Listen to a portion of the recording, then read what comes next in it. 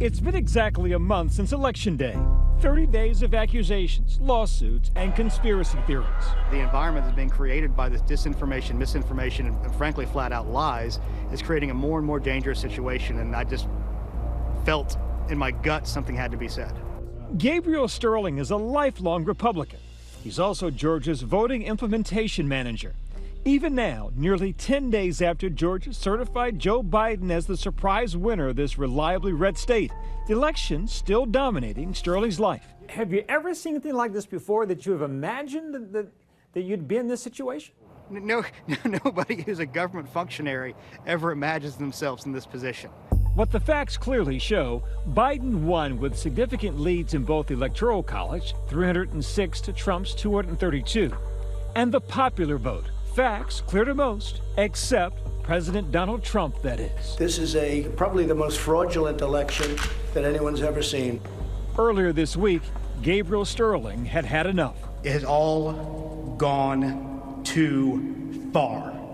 On Tuesday, Mr. President, calling out President Trump. It looks like you likely lost the state of Georgia. And you need to step up and say this, is stop inspiring people to commit potential acts of violence. Someone's going to get hurt, someone's going to get shot, someone's going to get killed.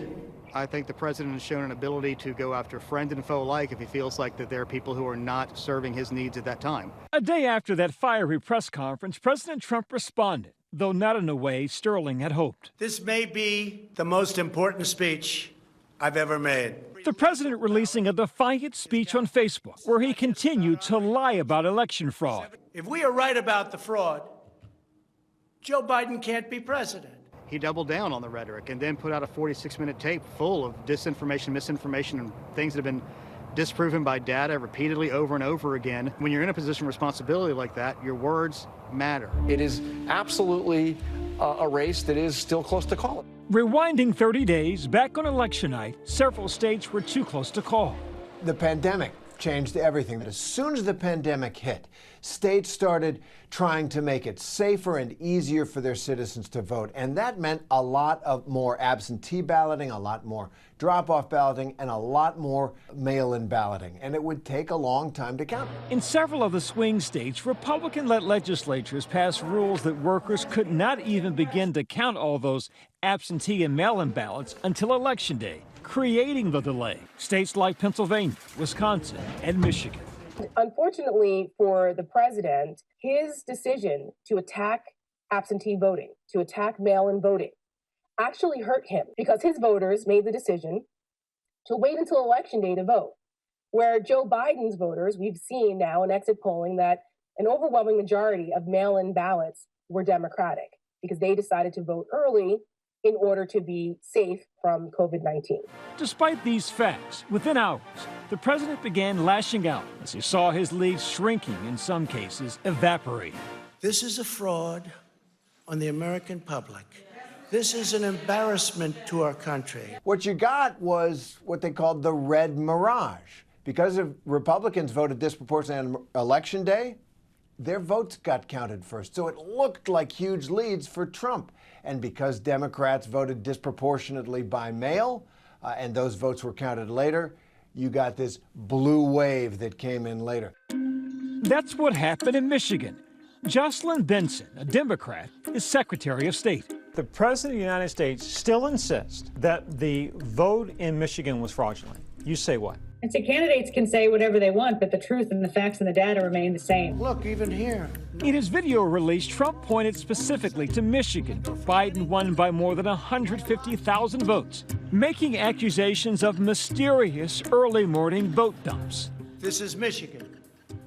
At 6:31 in the morning, a vote dump of 149,772 votes came in unexpectedly. Here's the fact. In absentee ballot centers, they convene throughout the day. They do their work throughout the day. But at 8 p.m., there's one final collection of all those ballots that came in on time. Those ballots are then verified centrally. The signatures are matched to ensure that they should be counted by simple math. As it indicated, would be delivered hours after the polls closed. That's just how elections work. So there's nothing illegal, suspicious about this vote dump? No, it's just the process working. The day after the election, pro-Trump supporters rallied outside a vote counting center in Detroit, demanding officials stop the count. If you were in an elevator with President Trump and you had one floor to make your case, what would you turn and say to him? Tell the truth to the American public about how this election was more secure and successful than ever before, and let's move on. 4 days after the election on Saturday, November 7th, Pennsylvania moved to the win column for Biden, pushing him past 270 needed to win the Electoral College. He was the president-elect. It's time to put away the harsh rhetoric.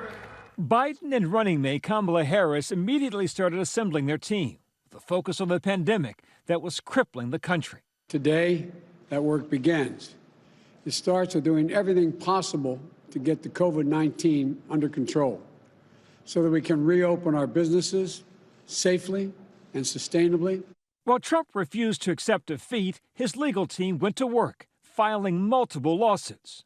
These lawsuits will be brought starting on Monday. From a legal standpoint, the Trump effort to overturn this election has been a clown show. And that's a technical term. And seriously, because they've been all over the map. They've been summarily dismissed by judge after judge, Republican judge, Democratic judge, state judge, federal judge, and nearly all of them have said the same thing, sometimes quite harshly. There's no evidence to your claims.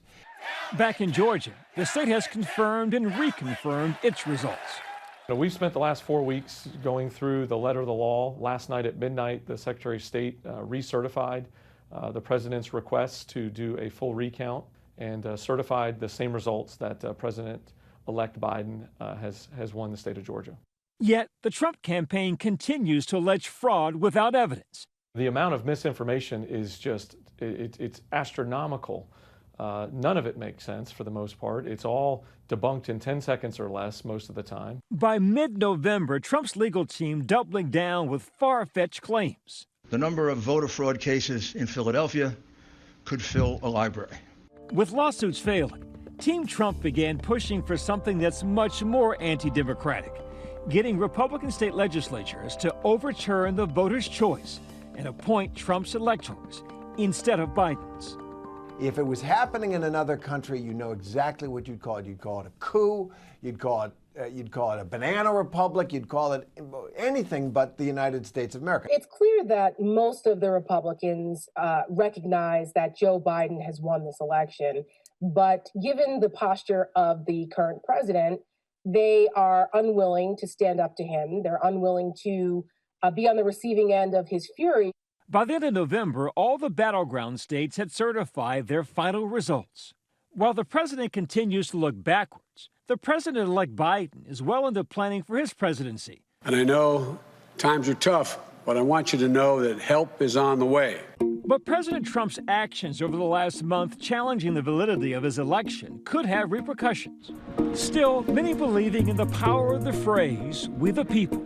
On January 20th, every data point has lined up that Joe Biden is going to be sworn in as the 46th president. And Byron, I think it's important to remember this. We're still going to be America. Hi, everyone. George Stephanopoulos here. Thanks for checking out the ABC News YouTube channel. If you'd like to get more videos, show highlights, and watch live event coverage, click on the right over here to subscribe to our channel. And don't forget to download the ABC News app for breaking news alerts. Thanks for watching.